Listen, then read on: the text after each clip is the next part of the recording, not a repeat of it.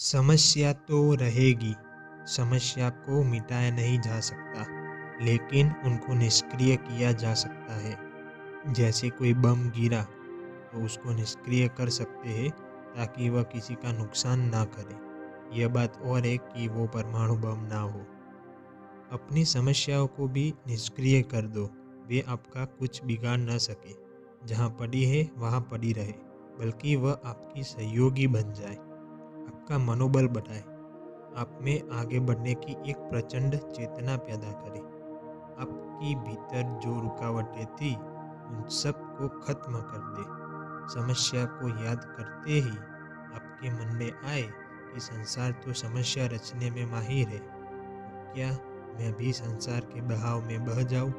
वह रचना करे और मैं उन समस्याओं में डूब जाऊं? नहीं, संसार समस्याएं रचे और मैं छलांग लगा करके